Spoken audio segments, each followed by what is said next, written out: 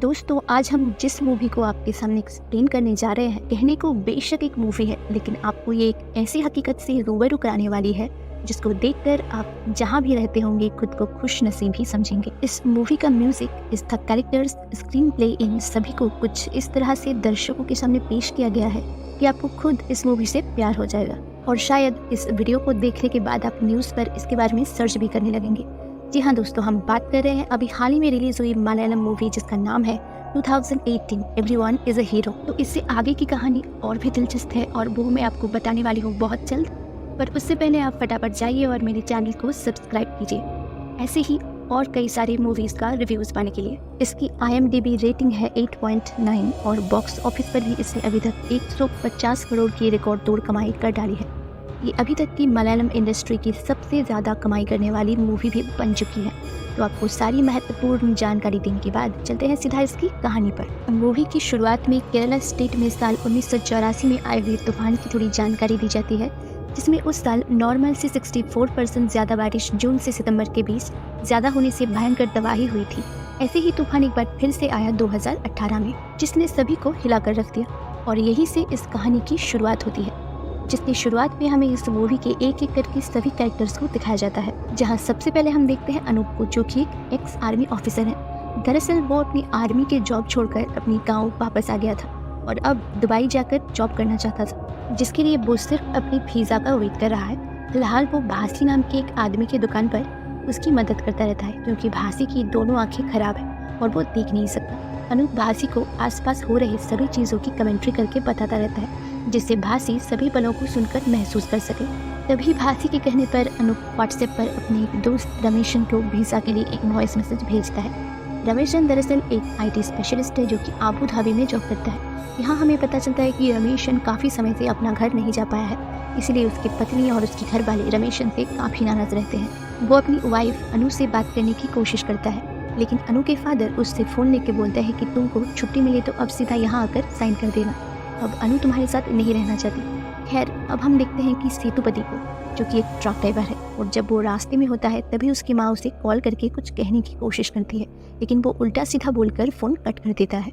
दरअसल ये कार एक न्यूज़ टीम की होती है, जिसके रिपोर्टर का नाम होती है नूरा।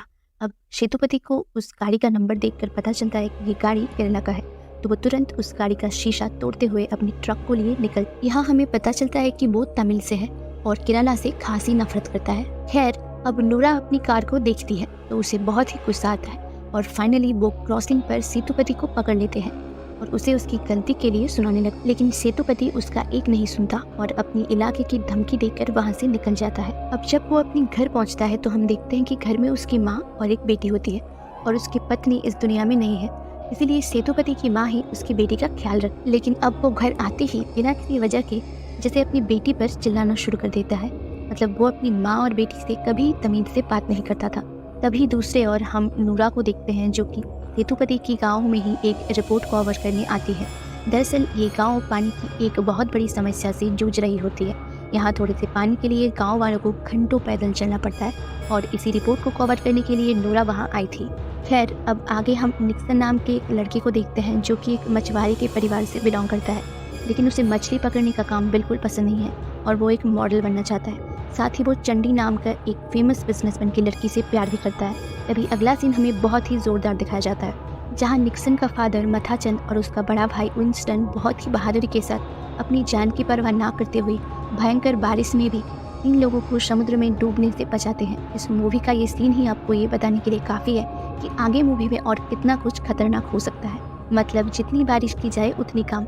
खैर, अब कहानी आते हैं अगस्त 2018 में, जहां हमें फिर से नूरा एक न्यूज़ कवर करते हुए नजर आती है, जहां 26 साल से बंद पड़े हुए डैम को फिर से खोलने की तैयारी चल रही थी। दरअसल महीने भर से लगातार हो रही बारिश की हालत को देखते हुए ये डिसीजन लिया गया था। अब सीन शिफ्ट होता है वापस 2 हफ्ते पहले का, जहाँ वापस कहानी अनूप के पास जाती है, जहाँ अनूप के गाँव में दिल्ली से मंजू नाम की एक नया स्कूल टीचर आती है। अब हाल ही में अनूप नए वीज़ा के लिए अप्लाई किया था, तो उसे लगता है कि ये शायद वही ऑफिसर है जो मेरी वीज़ा इंक्वायरी के लिए वहाँ आई है। खैर, अब हमें निक्सन दिखाया जाता है, जो रात को घर पहुंचकर अपने पिता और भाभी को उस लड़की के बारे में बताता है और उनको उसकी घर चलकर शादी की बात करने के लिए बोलते हैं। यहाँ हम नोटिस करते हैं कि निक्सन अपने बड़े भाई विल्स्टन से ठीक से बात नहीं करता। अब निक्सन के पिता इसके लिए मान जाते हैं और फिर सभी अगले दिन चांडी के घर पहुंचते हैं। लेकिन यहाँ चांडी निक्सन के पिता से कहते हैं कि जब तेज बारिश होती है तो तुम लोगों को महीनों तक कैंप लगा के सोना पड़ता है। ये भी कोई लाइफ है? मैं ऐसे घर में अपनी बेटी की शादी नहीं कर सकता। अब घर आकर मथाचन अपनी हुई बेइज्जती को लेकर काफ़ी परेशान होता है। तभी निक्सन की भाभी वहाँ आकर सभी का मनोबल बढ़ाती है और सबसे खाना खाने को कहती है। यहाँ वो एक लाइन बोलती है जो सच में मुझे बहुत ही पसंद। वो कहती है, रही बात बारिश होने पर कैंप में सोने की, तो उस आदमी को बोलने का कोई फायदा नहीं जिसने कभी मुश्किलों का अनुभव ही नहीं किया हो। अब कहानी मंजू पर आती है, जिसे पता चलता है कि अनूप उसके बारे में क्या सोचता है। तो वो उसे बताती है कि वो कोई वेरिफिकेशन ऑफिसर नहीं बल्कि एक टीचर है। तभी वो अनूप से उसका आर्मी के जॉब छोड़ने का कारण पूछती है। अनूप कहता है, फिल्मों को देखकर मुझे आर्मी में जाने का जुनून हुआ था, लेकिन ज्वाइन करने पर पता चला कि सुबह जल्दी उठना पड़ता है, बहुत काम होता है, फिर भी मैं लगा रहा। लेकिन एक दिन बराबर वाले कैंप में 2 फौजी को गोली मार दी गई, जिससे मैं डर गया और फिर वहाँ से भाग आया। अब कहानी सीधा शिफ्ट होता है 9 अगस्त 2018 को सुबह 11 बजे, जिस समय उस डैम की 2 गेट्स को ओपन कर दिया जाता है। जिसके बाद अब हर तरफ इसी बात की चर्चा होती है कि डैम का पानी छोड़ दिया है, हमें कोशिश करनी चाहिए कि पानी हमारे घर तक ना पहुंच पाए।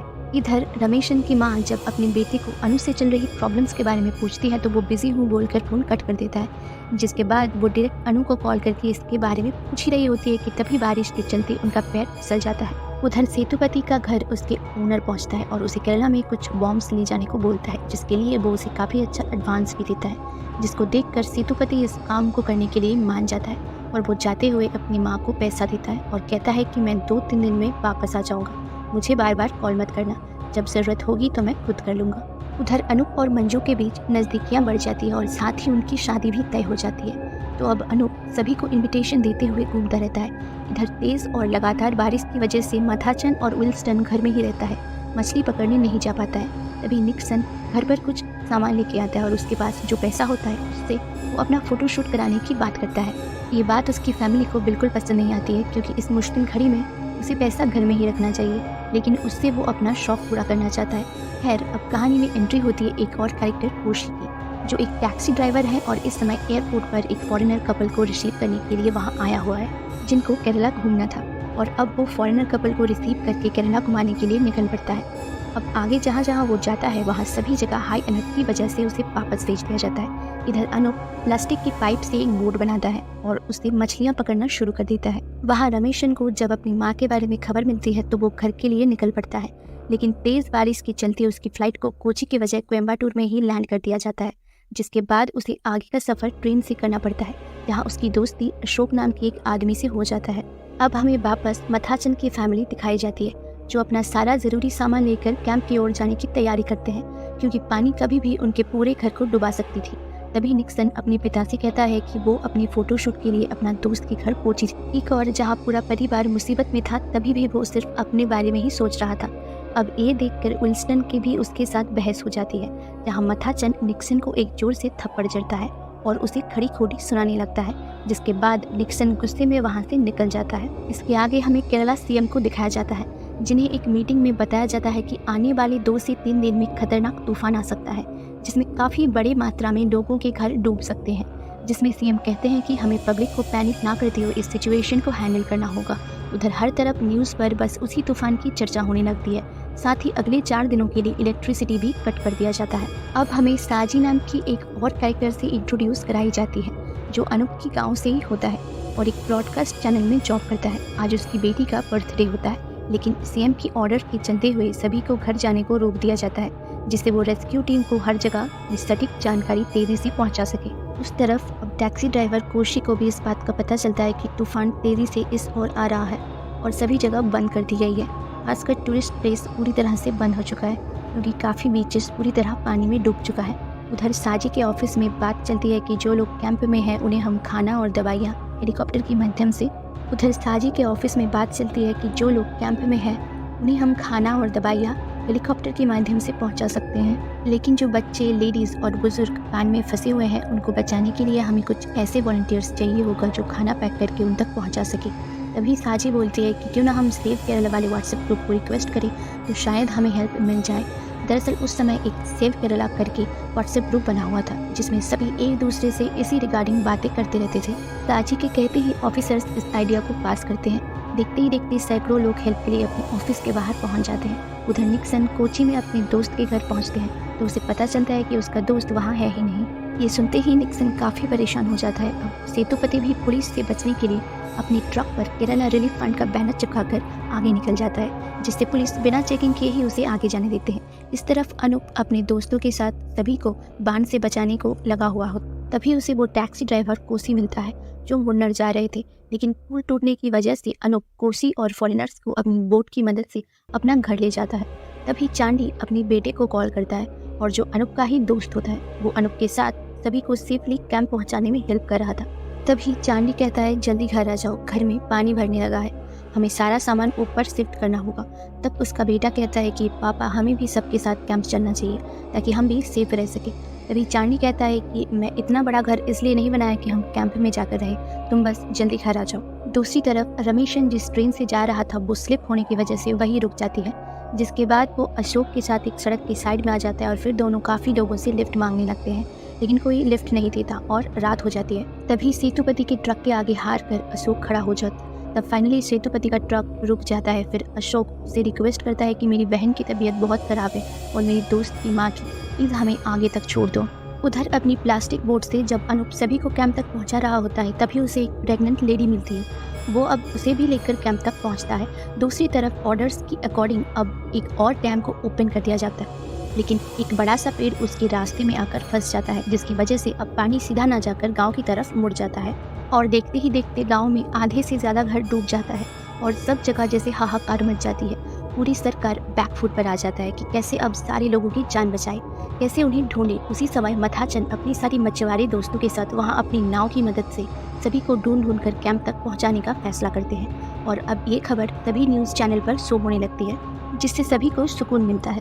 तभी वहाँ निक्सन भी आ जाता है और अपनी गाँव के लोगों की हेल्प करने लगता है। वहीं दूसरी तरफ जब मथाचन सभी को कैंप तक पहुँचा रहा होता है तभी चांदी भी फैमिली के साथ एक बोट पर एक सेफ जगह पर जा रहा होता है और फिर मथाचन के सामने आने पर वो उससे हाथ जोड़ के माफ़ी मांगता है। तब मथाचन ऊपर भगवान की तरफ इशारा करके उनके तरफ हाथ जोड़ देता है। मतलब जिस नाव और कैंप की वजह से चांदी ने उसको जलील किया था, आज उसी नाव से वो कैंप की ओर जा रहा था, जिससे वो और उसके परिवार बच सके। खैर अब कहानी आती है सेतुपति पर, जहाँ अशोक एक जगह पर उतर जाता है। तभी रमेशन सेतुपति से उसका फ़ोन लेकर अनु को फ़ोन करता है। दरअसल अनु ने न्यूज़ में देखा था कि ट्रेन स्लिप हो गई है, जिससे रमेशन आ रहा था। तभी से वो उसको लगातार फ़ोन कर रही थी। रमेशन की आवाज़ सुनकर अनु को शांति मिलती है और ऐसा देखकर रमेशन के दिल में भी तसल्ली होती है। तभी वो अपनी माँ से भी बात करता है। उसकी माँ उससे रोते हुए पूछती है कि कहाँ है मेरा बेटा। अब ये देखकर सेतुपति सोचता है कि मैं कभी भी अपनी माँ से ऐसे बात नहीं की। फिर आगे जाकर दोनों रास्ते में एक होटल में रुकते हैं। तभी खाना खाते हुए टीवी पर न्यूज़ में वो देखते हैं कि केरला में हालत बदतर से बदतर होती जा रही है। सब जगह लोग फंसे हुए हैं, भूखे हैं। तभी एक औरत कहती है कि मैं बहुत अकेली हूँ, मेरी बेटी हॉस्पिटल में फंसी हुई है, पता नहीं क्या होगा। अब ये देखकर सेतुपति खाना छोड़कर वहाँ से चला जाता है और जो भी बॉम्ब के बॉक्सेस बुलाया था वो उन सभी को पानी में फेंक देता है। वहीं अब अनूप के गांव में एक आदमी अपने ऑटो से लोगों को बाहर निकाल रहा होता है। तभी भासी जो ब्लाइंड होता है उसे देखकर वो कहता है कि तुम वहीं रुकना, तुम्हें लेने एक और गाड़ी आएगी। अब भासी को ये आइडिया नहीं होता है कि कितनी बारिश है, पानी कहाँ तक पहुँचा है, तो बस चुपचाप उसकी बात को सुनकर अपने घर के गेट के बाहर बैठकर गाड़ी का आने का वेट करने लगता है। वहीं साजी अपने गाँव में एक हेलीकॉप्टर भेजता है क्योंकि वहाँ एक प्रेग्नेंट लेडी थी जिसको इमीडिएटली हॉस्पिटल में शिफ्ट करना था। अब हेलीकॉप्टर वहां पहुंच तो जाता है, लेकिन कैंप कहां लगा हुआ है वो अंधेरे और पानी की वजह से ढूंढ नहीं पाते हैं। तभी अनूप जल्दी से काफ़ी सारे टॉर्च को लेकर एक पेड़ पर चढ़ता है और वहां से सिग्नल देने की कोशिश करता है। देन फाइनली उन पायलट्स को वो कैंप मिल जाता है। अब लैंडिंग लोकेशन ना मिलने की वजह से वो वापस जाने लगते हैं, लेकिन तभी अनूप कैसे भी उनको इशारा करता है जिससे वो कम्युनिकेशन सिग्नल देते हैं और फाइनली अनूप उस प्रेग्नेंट लेडी को एक रस्सी की मदद से उसे हेलीकॉप्टर के अंदर तक पहुँचा देता है और फिर उसकी बच्ची को भी वो खुद हेलीकॉप्टर तक पहुंचाता है। अब यहाँ सभी लोग अनूप की बहादुरी की तारीफ करने लगता है। वहीं रमेशन जब उतरता है तो वो अपना एक बैग सेतुपति के ट्रक में ही छोड़ देता है। तब सेतुपति उसे आवाज़ लगाता है। तब रमेशन कहता है कि ये तुम्हारी बेटी के लिए है। अब जब सेतुपति उसे खोल कर देखते हैं तो उसमें एक छोटी सी डॉल होता है। अपनी पूरी लाइफ में सेतुपति अपनी बेटी के लिए कोई भी गिफ्ट नहीं लाया था। अब इसे देखकर वो अपनी माँ को तुरंत कॉल करते हैं और उनसे प्यार से बात करता है। साथ ही वो अपनी बेटी से भी बात करता है, जो पहले तो बात करने में डरती है, लेकिन जब सेतुपति उससे पूछता है मैं आपके लिए क्या लेकर आऊँ बेटा, तो वो बड़े प्यार से कहती है आप सही सलामत घर आ जाओ पापा, मुझे और कुछ नहीं चाहिए। अब ये सुनकर सेतुपति की आंखों में सिर्फ आंसू होते हैं। सच्चाई ये है दोस्तों, हम अपने पास जो है उसे तभी महसूस करते हैं जब हम उनसे दूर चले जाते हैं।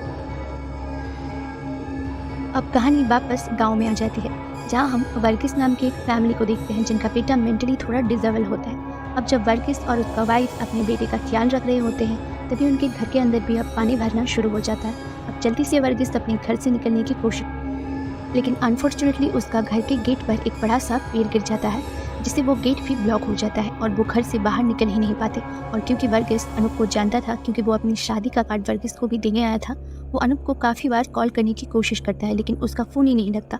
तभी हार कर वो अपनी छत को तोड़ने शुरू करता है, जिससे वो अपने परिवार को बचा सके। और दूसरी तरफ अनूप को पता चलता है कि कैंप में वर्गीस की फैमिली तो है ही नहीं। तभी अनूप जल्दी से उसके घर की तरफ जाने लगता है। दोस्तों, मैं आपको बता दूं, ये एक ऐसा सीन है जिसे हकीकत में आप वो सब देख रहे हो जिस समय लोगों ने सच में ये सब फेस किया था। खैर, तभी हम देखते हैं कि मथाचन को, जो अपनी छोटे बेटे निक्सन को सभी की हेल्प करते हुए देख प्राउड फील करता है,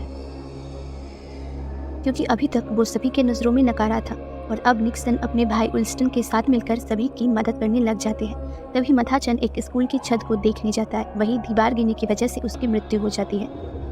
वहीं दूसरी ओर साजी अपनी ऑफिस से न्यूज़ में अपना घर और गांव को डूबता हुआ देखता है, जहां उसकी बीवी और बेटे की कोई अता पता नहीं था, जिसको देखकर साजी के पैरों तले जमीन खिसक जाती है। वहीं गांव में एक आदमी निक्सन और विल्स्टन के पास आता है और उनसे गिड़गिड़ाते हुए कहता है कि उनका छोटा भाई और उसका परिवार एक जगह फंसा हुआ है, उसका पूरा घर एक जगह मिट्टी में मिल चुका है, प्लीज़ कोई मेरे साथ चलो। तभी वो दोनों भाई और बाकी लोग उसके साथ चले जाते हैं। तभी हम उसके भाई और फैमिली को देखते हैं, जो चुपचाप एक जगह पर खड़े होते हैं और बस रो रहे होते हैं, क्योंकि उन्हें नहीं पता था कि कोई उन्हें बचाने आएगा भी या नहीं।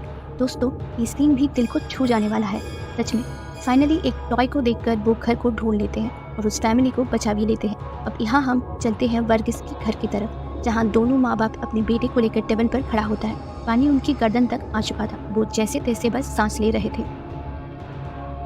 उधर अनूप भी उनको ढूंढने उनके घर आता है, जहां वो देखते हैं कि घर तो पूरी तरह से पानी में डूब चुका है। वो बस वापस जा ही रहा था कि उस बच्चे के ऊपर एक छिपकली आ जाती है, जिसको देखकर वो जोर जोर से चीखने लगता है और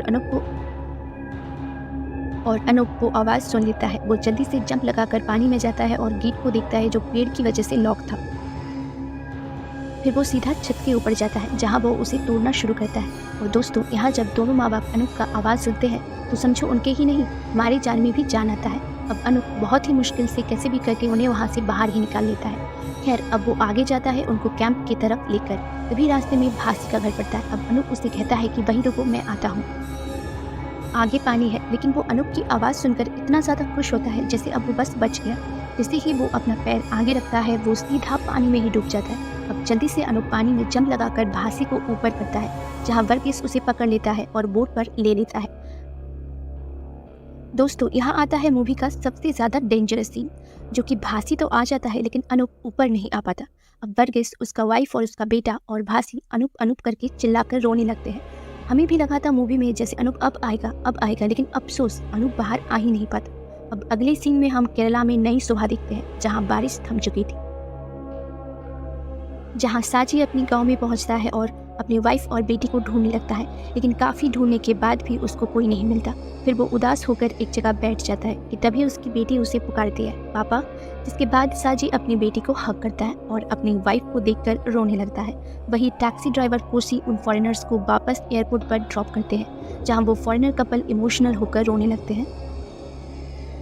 वहीं निक्सन अपनी फ़ोटो शूट करते हुए अपने भाई के साथ बोट में हाथ बटाना भी शुरू कर देता है। और दोस्तों, फिर आता है फाइनल सीन, मतलब पूरी मूवी एक तरफ और ये एक सीन एक तरफ, जहां भासी द ब्लाइंड मैन अनूप की कब्र के पास बैठा होता है, जहां हमें पता चलता है कि अनूप जब पानी में गया था तो भासी को बचाते हुए उसका एक पैर पत्थरों के बीच फंस गया था। वो बहुत कोशिश करता है लेकिन नहीं निकल पाता और फाइनली उसकी वही मृत्यु हो जाती है। वही अब हम मंजू को देखते हैं कि उसकी कब्र को देखकर आंखों में आंसू लिए वहाँ से निकलती है और गांव का बच्चे अनूप को रोज श्रद्धांजलि देने आते हैं, क्योंकि अनूप ने अपनी जान पर खेलकर पता नहीं कितने ही जान बचाई है। तो दोस्तों, इसी के साथ होता है इस मूवी का अंत। ये मूवी को कुछ इस तरह से दिखाई गई है कि आप हर एक पल को महसूस कर सके। अगर आप सिर्फ बॉलीवुड को अप्रिशिएट करते हैं तो इस साउथ मूवी को देखिए, जिसने हर पल को शीशे की तरह सामने प्रदर्शित कर दिया है। और इसका एक मैसेज भी है कि जब भगवान अपना कहर डालता है तो अमीर गरीब बच्चे बूढ़े सभी लोग बस एक ही साइड हो जाते हैं और बस एक ही चीज़ होती है कि कोई कैसे भी बस जान बचा ले। इस कहानी को एक्सप्लेन करना बहुत ही मुश्किल काम था, पर हमने इसे पूरी डिटेल्स में आपके सामने दिखाने की कोशिश की है।